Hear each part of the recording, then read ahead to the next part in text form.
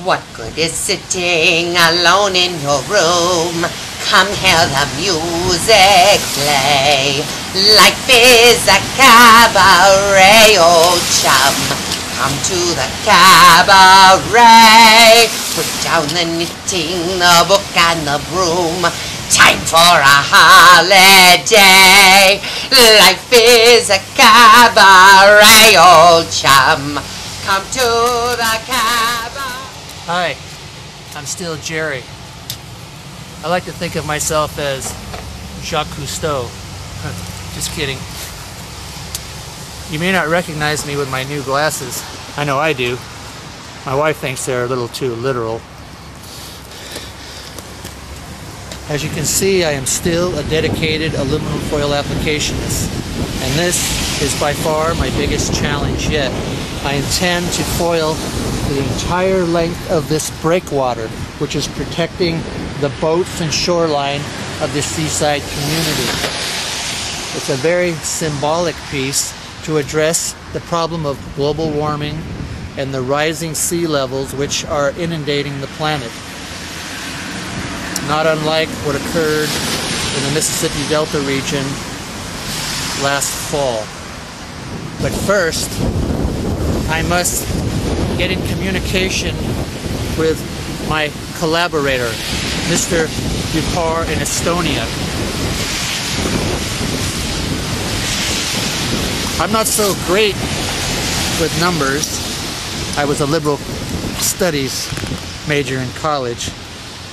And in order to figure out exactly how much foil I'm going to need, I must place a strategic call to my mentor and artistic associate, Mr. Dupar. He is currently orbiting the 4 moons of Ernie, which are in turn orbiting the planet of Bob in the galaxy of Fernando.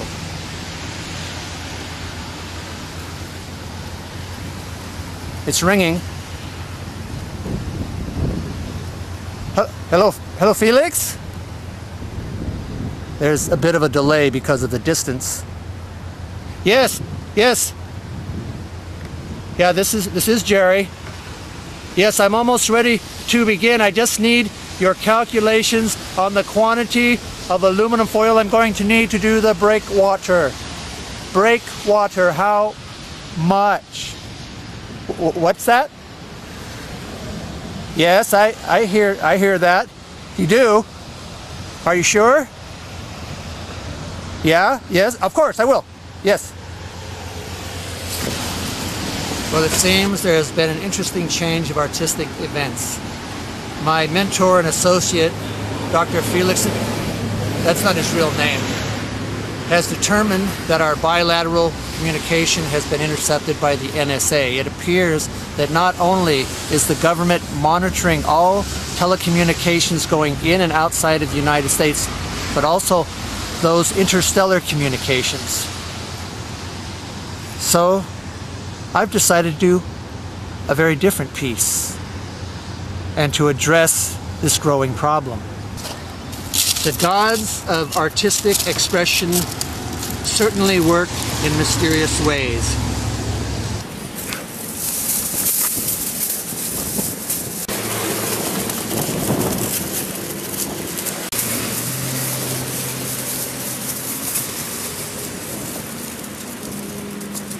I came here fully intending to wrap the breakwater in aluminum foil, but that will have to wait for another day because I must address something that is affecting me very deeply this afternoon.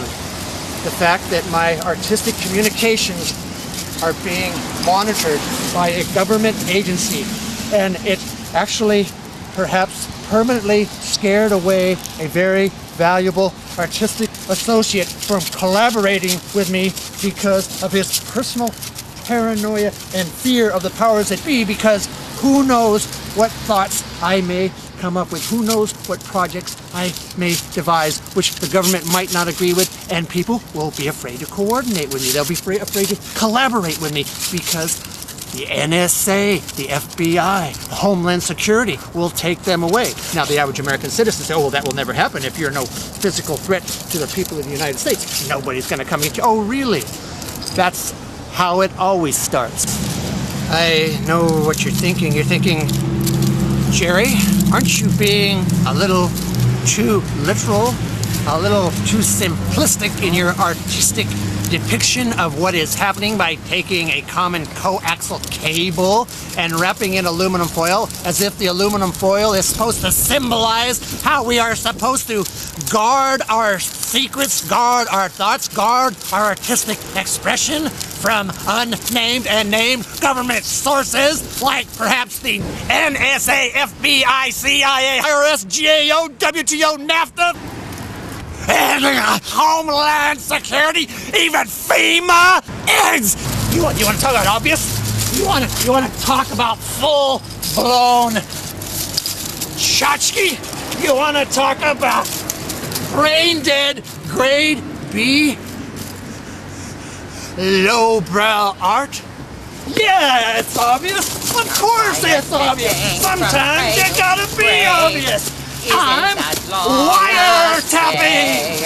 Life is a cabaret, old chum. Only a cabaret, old chum. And I love a cabaret. Didn't we learn anything from the last part of the 20th century? Didn't we learn anything from Hitler? Didn't we learn anything from Stalin? Didn't we learn anything from Mao Zedong? Didn't we learn anything from J. Edgar Hoover? Didn't we learn anything from Richard M. Nixon? Well, I guess the present administration learned a whole heck of a lot.